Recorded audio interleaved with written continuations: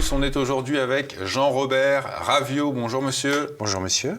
Jean-Robert Ravio, professeur à l'université Paris-Nanterre en études russes et post-soviétiques. Vous avez dirigé, monsieur, les collèges universitaires français de Saint-Pétersbourg et de Moscou et vous publiez cet ouvrage, une biographie, Vladimir Poutine et la Russie, biographie politique d'un monarque au XXIe siècle. Analyse et enjeux. Alors commençons par le début. Vladimir Poutine a déjà évoqué son enfance alors qu'il était déjà président de la Fédération de Russie auprès de journalistes. Voici ce qu'il disait: moi, je n'étais pas un bon petit pionnier, j'étais un garçon des cours, un hooligan. Alors pour la référence, un bon petit pionnier, c'est la référence à ce qu'était cette association pour jeunes communistes. Que reste-t-il aujourd'hui, Jean-Robert Ravio, du jeune Vladimir Poutine hooligan ? Il reste en réalité beaucoup de choses. Je dirais qu'il reste une certaine individualité difficilement saisissable dans les cadres, je dirais, des biographies politiques des élites soviétiques et post-soviétiques. C'est quelqu'un qui, sous quel angle qu'on considère, ne rentre jamais tout à fait dans les cases. Ce qui rend l'écriture d'une biographie intéressante. Et il reste aussi quelqu'un de profondément, je dirais, individualiste. Quelque chose d'assez irréductible. Un libéral, vous dites. Alors oui, un libéral à un certain moment, ouais. C'est vrai. Hein, notamment, je cite les propos d'un de ses camarades de bureau du KGB, quand il était en Allemagne de l'Est, en poste, entre 85 et 89, qui raconte beaucoup de choses sur la vie intime de Vladimir Poutine à l'époque, en expatriation en Allemagne de l'Est, et qui raconte certaines de leurs conversations. Et effectivement, Vladimir Poutine tient des propos sur la propriété privée, s'insurge contre l'incapacité, le système soviétique où il n'y avait pas de propriété privée, on ne pouvait pas transmettre ses biens, etc. Donc c'est des propos intéressants, parce que ça montre qu'à l'époque soviétique, c'est quelqu'un qui avait un positionnement qui n'était pas rare, mais qui était quand même pas du tout complètement dans la ligne. Mais je pense ceci, par exemple, travailler pour soi et pouvoir transmettre le fruit de son travail à ses descendants, c'est une loi naturelle, ou encore en travaillant pour soi, on fait le bien de la société. Absolument, ben ça on dirait presque la fable de Mandeville, j'exagère un peu, mais c'est vrai que c'est une profession de foi libérale relativement, qu'on ne s'attendrait pas à trouver dans la bouche de Vladimir Poutine, et qui est rapportée par son camarade des années 80, son camarade du bureau. Ce qui reste de ce Vladimir Poutine, on pourrait dire hors cadre, un peu hors des cadres, c'est un certain nombre de discours aujourd'hui qui ne collent pas non plus tout à fait avec l'image de l'homme d'État. Et j'ai dans mon livre, vers la fin, consigné un certain nombre de citations un peu étranges. On connaît surtout la citation de 2000 où il dit qu'il ira, je cite, buter les terroristes s'il le faut jusque dans les chiottes. Le terme étant un peu fort, en fait. Il a un petit sourire, d'ailleurs, quand il le dit. Un petit sourire, mais il y en a d'autres. Hein. Je suis un des rares démocrates qui restent aujourd'hui depuis la mort de Gandhi. Donc, qui sont des phrases qui sont à la fois sibyllines, provocatrices, et qui, effectivement, ne collent pas avec le discours la communication, le discours très contrôlé de Vladimir Poutine, qui fait partie de son identité politique, et qui est aussi une des raisons pour lesquelles il garde, après 25 ans de pouvoir, ou presque, une grande légitimité auprès de la population. Cette maîtrise de la langue, cette maîtrise du discours est pour beaucoup dans la popularité qu'il a pu susciter.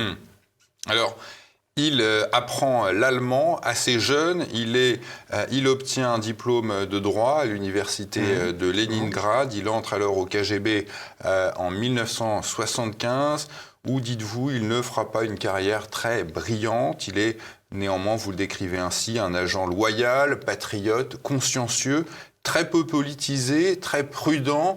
Il est à Dresde en 1989 quand il assiste à la chute du mur de Berlin. Comment vit-il cet événement ? Alors ça, je pense que c'est vraiment quelque chose de très très important. À la fois son séjour en Allemagne de l'Est, cette mission qu'il va réaliser pendant 4 ans, entre 85 et 89, sur laquelle d'ailleurs, je le rapporte dans le livre, il y a plusieurs hypothèses sur ses fonctions réelles pendant la période. Une des difficultés d'écrire la biographie d'un homme qui est encore chef d'État, qui est encore en activité, dont la carrière n'est pas terminée, c'est d'écrire sans archives, hein, et avec un recul assez faible sur le personnage. Donc je me suis beaucoup appuyé sur des récits, sur d'autres d'autres récits, de récits notamment de témoins ou de personnes qui l'ont côtoyé. Et effectivement, sur cette période de Dresde, il y a plusieurs récits différents. Voilà. Sur ce qu'il aurait fait, quelles étaient ses missions réelles. Ce qui est certain, et ce qui est rapporté par lui directement dans son autobiographie qui a été publiée en 2000, c'est le choc qui a été celui de la chute du mur de Berlin, le choc de voir tout d'un coup des manifestations de rue dans les villes d'Allemagne de l'Est à partir de l'automne 89, la chute du mur proprement dite, et puis toute l'après-chute du mur et la réunification allemande, et puis donc l'opération de retrait des troupes soviétiques. Alors dans un premier temps, retrait des soviétiques qui étaient présents en Allemagne de l'Est, dont les guébistes, hein, le KGB présent en Allemagne de l'Est, dont la station de Dresde. Et puis, le retrait plus géopolitique de l'URSS, le changement de l'architecture de sécurité européenne, l'extension de l'OTAN, etc. Tous ces événements il les a vécus dans sa chair, et ils ont occasionné cette chute de l'URSS dont il dira... C'est une des grandes citations de Poutine, qui est une des plus connues. Celui qui ne regrette pas l'URSS n'a pas de cœur, mais celui qui en est nostalgique n'a pas de cervelle. Hein. Bon, bien sûr, on y est attaché, mais en même temps, cette URSS n'était pas viable et c'est intellectuellement complètement faux de devoir y rester attaché. Donc cette phrase, elle traduit non seulement une analyse de l'histoire, mais ça traduit aussi quelque chose qu'il a vécu dans sa chair. Je pense que c'est quelqu'un qui a vécu cette transformation dans sa chair, au sens où son destin a été complètement bouleversé. Il revient d'Allemagne de l'Est, et que va-t-il faire? Et c'est à ce moment-là qu'il quitte le KGB. En 1991. En 1990, de manière factuelle, enfin de fait, et puis en 91 officiellement, et qu'il va entrer petit à petit dans la vie politique russe post-soviétique à la mairie de Saint-Pétersbourg, et qu'il va véritablement basculer dans un autre monde. Il intègre l'équipe à ce moment-là de son ancien professeur de droit, Anatoly Sobchak, futur maire de Saint-Pétersbourg. Il va devenir son éminence grise. Oui. À partir de là, on est en 1996. Comment cette entrée dans la politique va le mener à la fonction suprême? Alors, il entre d'abord à la mairie de Saint-Pétersbourg, comme vous l'avez dit, éminence grise, mais il est surtout aussi premier adjoint de Sobchak, chargé des relations économiques extérieures de la ville. Donc, ce qui va lui permettre d'avoir une fonction qui n'est pas une fonction de premier plan politique, mais qui est une fonction de premier plan stratégique. Il ne faut pas oublier que Saint-Pétersbourg est la deuxième ville de Russie, 5 millions d'habitants, un grand port sur la mer Baltique et une interface logistique et industrielle, et économique dans les relations de la Russie vers l'Europe. Donc c'est vraiment un poste clé. Il n'est pas exposé politiquement, mais il est vraiment au cœur de tous les réseaux. Et de tous les réseaux de cette Russie qui se privatise et qui s'ouvre au capitalisme. Alors ces réseaux d'abord et avant tout, je dirais, économiques, industriels, financiers, à la fois occidentaux mais aussi russes. Alors cette fonction, il va la garder pendant 5 ans. Et puis en 96, comme vous l'avez dit, effectivement, patatras, le maire de Saint-Pétersbourg, Sobchak, qui est véritablement pour Poutine une sorte de mentor, peut-être davantage qu'un patron. Il a noué des liens avec lui personnels extrêmement forts. La seule fois où on a vu Poutine réellement ému, avec la larme à l'œil, enfin on l'a vu plusieurs fois la larme à l'œil, mais lors d'un enterrement, c'est l'enterrement d'Anatoly Sobchak un peu plus tard. Donc pour lui, Sobchak est vraiment un homme qui va déterminer sa carrière, puisque Sobchak est battu aux élections. Et cette élection extrêmement violente et extrêmement conflictuelle municipale à Saint-Pétersbourg de 96 va déterminer la carrière de Poutine, parce que dans un premier temps, Poutine va se retrouver vraiment en situation extrêmement conflictuelle au premier plan d'une lutte politique. Il ne sera jamais plus après. pour défendre Sobchak, mais Sobchak va perdre cette élection. Et Sobchak va appeler le président Yeltsin à Moscou en disant « J'ai perdu l'élection, mais j'ai avec moi beaucoup de gens extrêmement valables. » Et une grande partie de l'équipe de Sobchak va passer au Kremlin, à Moscou, 96. et va être réintégré, voilà, en 96, en juillet 96. C'est comme ça que Poutine fait son entrée au Kremlin, fait son entrée à Moscou, et fait son entrée dans ce qu'on appelle la famille, Simia, qui est ce nom qui désigne l'entourage politique, familial, et je dirais le pouvoir informel autour du Kremlin de Yeltsin. Un Kremlin de Yeltsin dirigé par un homme qui est au centre des réseaux, mais qui est plus non plus en position de force. Il est malade, il est fatigué, et il est très souvent d'ailleurs il maîtrise il maîtrise pas toutes les décisions qu'il peut prendre. Voilà. Et c'est comme ça que Poutine va successivement, donc d'abord être dans l'administration présidentielle, puis être nommé en 98 directeur du FSB, donc du renseignement, du service de renseignement qui ont succédé au KGB à l'époque post-soviétique. Et en 99, Poutine est appelé au poste de Premier ministre pour sauver la situation, pour sauver ce qu'on peut appeler le parti du Kremlin. Et c'est là que, tout d'un coup, il va se révéler comme le successeur, on va dire, entre guillemets, naturel de Yeltsin, et qu'en l'espace de quelques semaines... par son action contre le terrorisme. Par son action, par son image, par le contraste qu'il parvient à générer avec le président sortant, aussi par toute une industrie de la communication et des soutiens oligarchiques, et le parti du pouvoir au Kremlin soutient évidemment Poutine, qui est le candidat de la succession, c'est le successeur désigné de Boris Yeltsin. Il va devenir président par intérim, puis président tout court en mars 2000, et ne plus quitter le poste pendant maintenant 25 ans, à part les 4 ans, 2008-2012. Voilà. Alors il arrive au poste donc en mars 2000, la première politique qu'il va mettre en œuvre consiste à rétablir ce qu'il appelle une verticale du pouvoir. Donc comment s'y prend-il et quels sont ses résultats ? Alors, rétablir la verticale du pouvoir et instaurer la dictature de la loi. C'était les deux grands slogans de l'époque. Qu'est-ce que c'est que la verticale du pouvoir ? C'est tout simplement rétablir en Russie l'autorité du droit fédéral sur l'ensemble du territoire. C'est-à-dire faire en sorte que le droit appliqué, les lois et les décrets qui sont pris à Moscou, soit à la Douma ou par l'administration présidentielle, soient réellement appliqués sur l'ensemble du territoire, ce qui n'était pas le cas. Ce qui n'était pas le cas parce que, avec la chute de l'URSS, on était dans une situation dans les années 90 extrêmement complexe où le président Yeltsin, qui n'avait pas de majorité parlementaire, a été obligé de s'appuyer sur les gouverneurs des régions, les présidents des républiques, c'est-à-dire sur les élites régionales, pour pouvoir gouverner. Ce qui fait que ça a créé un système fédéral qui reposait sur une sorte de dialogue permanent, de négociation permanente entre le Kremlin et les chefs des régions. Et c'est ça, justement, qui va être complètement renversé par Poutine, qui va pouvoir rétablir l'autorité du pouvoir central, recentraliser, pour faire simple, le système administratif. Et je dirais qu'il y a 3 dimensions importantes. Il y a une dimension politique d'abord. Donc ça va s'appuyer sur une majorité parlementaire. Pour la première fois, le président va pouvoir bénéficier d'une majorité à la Douma, ce qui n'était pas le cas de Yeltsin. Et donc mettre en place un parti qui s'appelle Russie Unie, qui est toujours là, qui va avoir une majorité parlementaire et qui ensuite va garder cette majorité parlementaire jusqu'à aujourd'hui, majorité même des 2 tiers, qui ferait pâlir d'envie nos dirigeants français actuels qui n'arrivent pas à trouver de majorité. Bon. Donc, cette recentralisation politique va permettre une recentralisation administrative, donc restaurer l'autorité du pouvoir central sur les régions, mais ça s'accompagne également, et je pense que c'est essentiel de le rappeler, et je le rappelle dans le livre, de toute une dimension économique et fiscale notamment.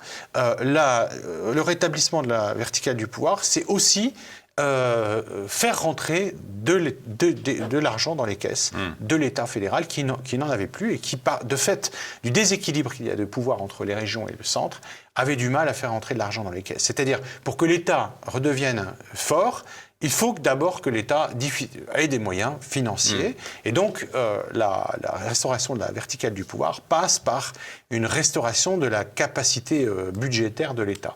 Et ça va être, je dirais, la politique poutinienne de 2000 à 2004, qui n'est pas... Quand je dis politique poutinienne, c'est une politique qui était réclamée par l'administration fédérale depuis... De restauration de l'autorité de l'État.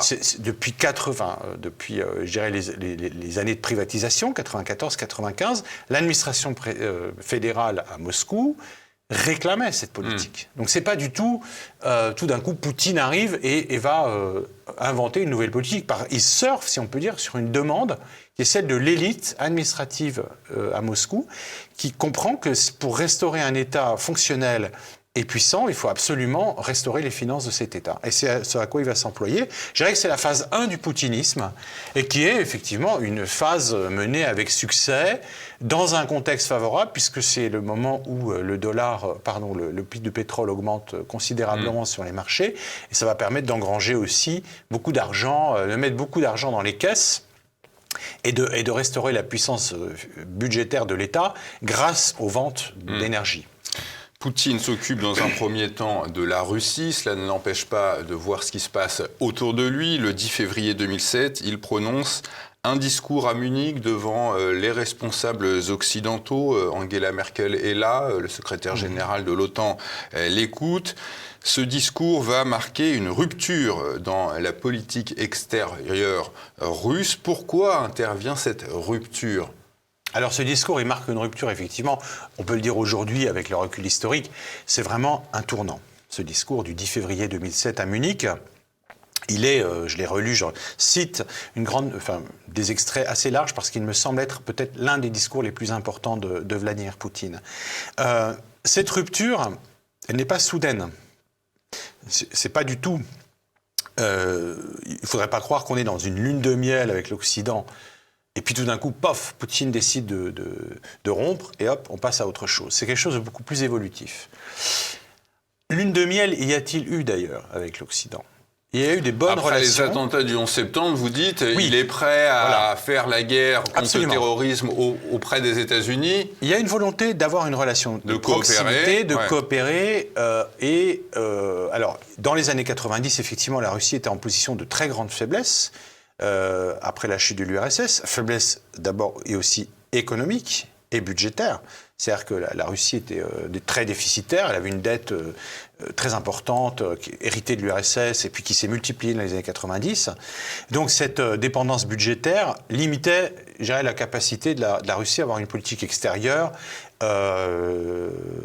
indépendante ou beaucoup plus autonome. Donc, mais Yeltsin, il ne faut pas l'oublier, à plusieurs reprises, n'était pas un président, on le dépeint souvent aujourd'hui comme un président à la botte de l'Occident, c'est pas du tout vrai. C'était beaucoup plus complexe que ça.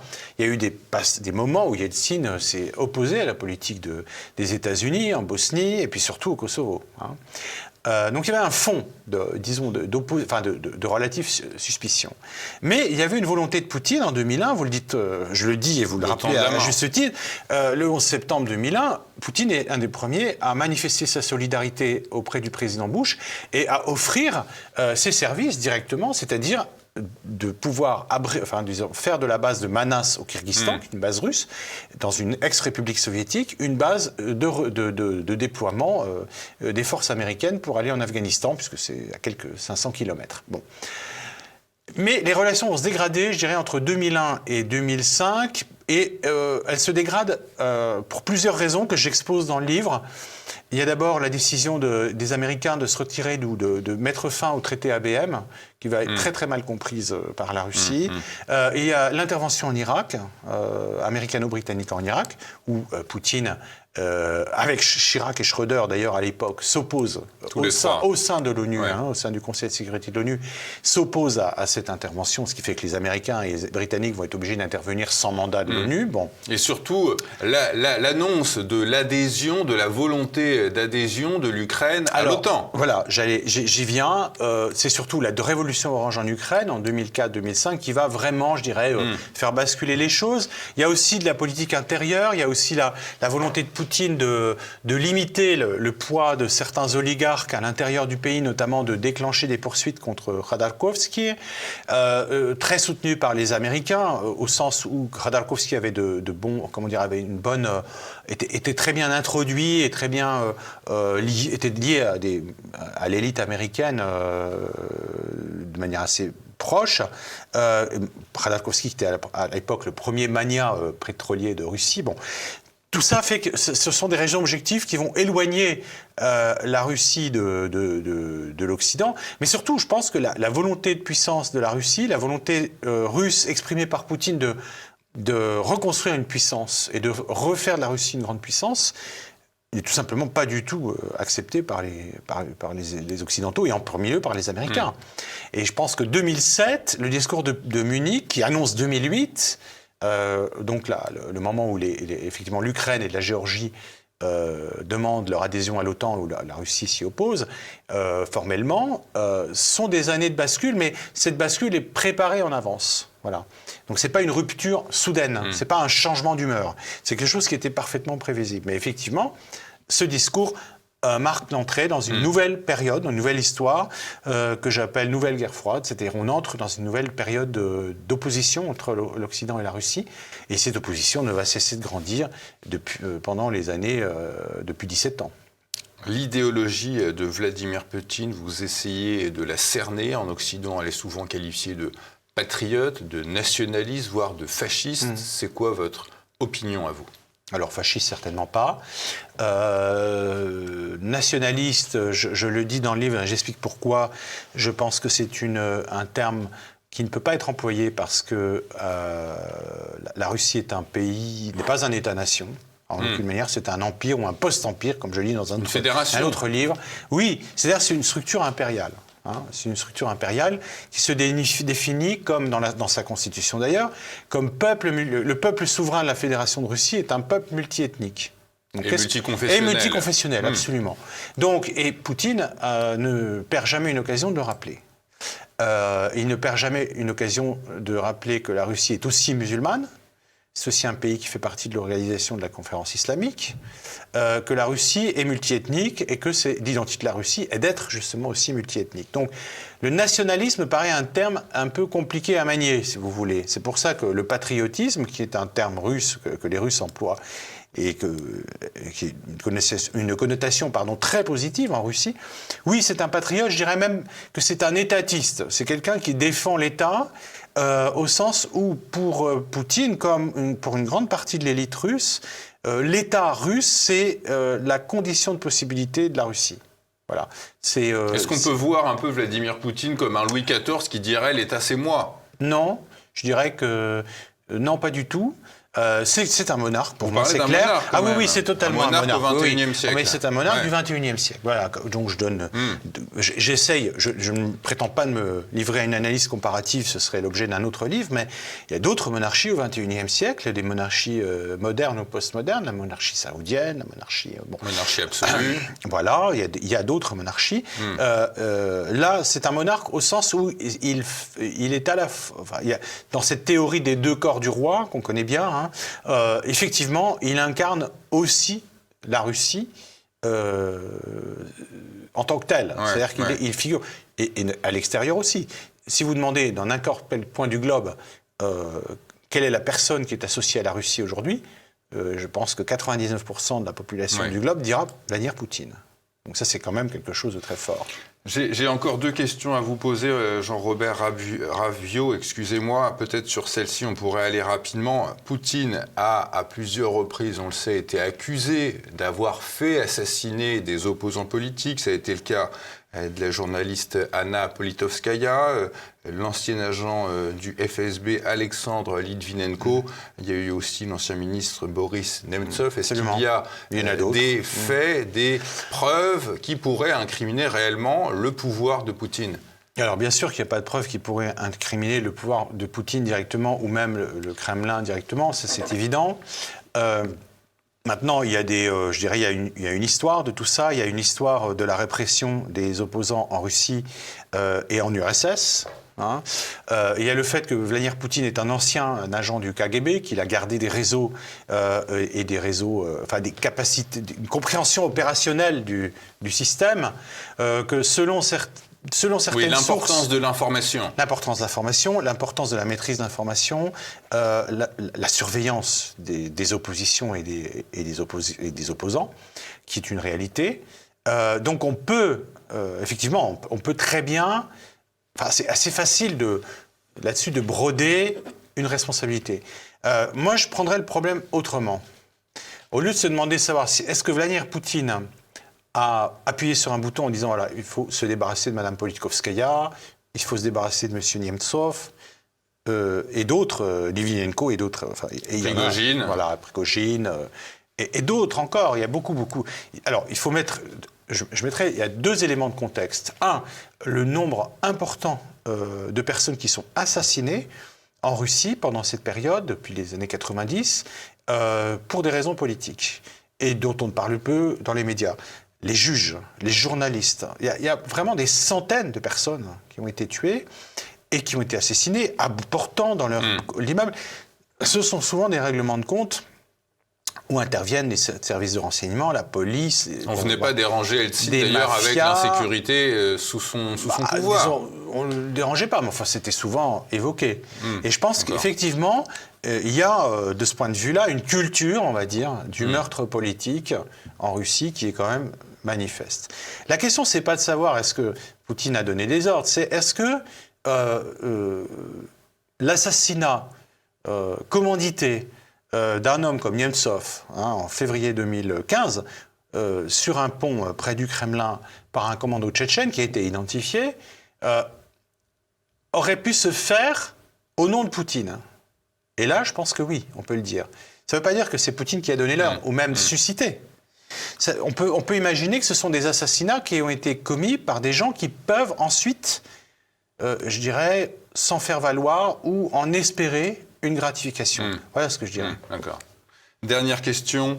Le président Poutine entretient depuis plusieurs années, en tout cas c'est l'Occident qui l'y a mené, une relation avec le président chinois. Celui-là, d'ailleurs, disait en 2023 que Poutine était son meilleur ami. Ce bloc sino-russe qui apparaît, qu'est-ce que vous en pensez ? Il y aurait beaucoup à dire. Je relève synthétiquement. Oui, je relève cette phrase qui est étonnante, parce que est-ce que Xi Jinping a vraiment un meilleur ami ? Bon, donc cette phrase est très symptomatique. En tout cas, elle dans la rhétorique de Xi Jinping, elle dénote une dimension émotionnelle absolument inédite. C'est-à-dire qu'il ne va pas dire d'aucun autre leader du monde qu'il est son meilleur ami. Donc ça montre que pour Pékin, la relation avec Moscou est très importante et dépasse l'importance qu'elle a économiquement. Alors, est-ce que la Chine et la Russie vont former une alliance anti-occidentale et un contre-bloc ? Je serais bien je ne fais pas de pronostic, mais je remarque quand même que la Chine a pris beaucoup d'importance pour la Russie, économique d'abord. Avec la guerre et les sanctions liées à la guerre, la Chine a pris une très très grande importance dans la vie économique de la Russie. Elle est devenue le premier importateur d'énergie de la Russie, le premier partenaire économique et commercial de la Russie, alors que la Russie n'est que le 10e partenaire économique et commercial de la Chine. Bon, il y a une asymétrie. Donc je pense qu'effectivement, on assiste à tout le moins à un éloignement de la Russie de l'Occident et des pays européens. Est-ce que cet éloignement est décisif et définitif, ou est-ce que c'est une phase qui peut être, où il peut y avoir à nouveau un rapprochement, etc. Je n'en sais rien. Mais ce que j'observe de toute façon, c'est au-delà de Poutine, dans l'élite russe, un discours de plus en plus, je dirais, non plus hostile à l'Occident, mais indifférent. C'est-à-dire qu'on assiste vraiment, je pense, à un basculement vers l'Est de la diplomatie et des relations internationales. Et la question qu'il faut se poser, c'est non pas tant... on sait que Poutine est un occidental, un Européen, il parle allemand, il a vécu en Europe, c'est vraiment... En plus, il est pétersbourgeois, qui est vraiment la ville européenne de la Russie. Donc là, il n'y a aucun doute là-dessus, mais la nouvelle génération sera différente. Et je pense que ce qu'il faut bien voir, c'est que très objectivement, la Russie et les pays occidentaux ont aujourd'hui le substrat industriel, économique, énergétique, technologique de ces relations est de plus en plus faible, alors que le substrat des relations russo-chinoises est de plus en plus puissant. Donc peut-être que la Russie va devenir un pays beaucoup plus asiatique dans les 100 prochaines années. Mais là encore, c'est vraiment... j'ai pas de boule de cristal.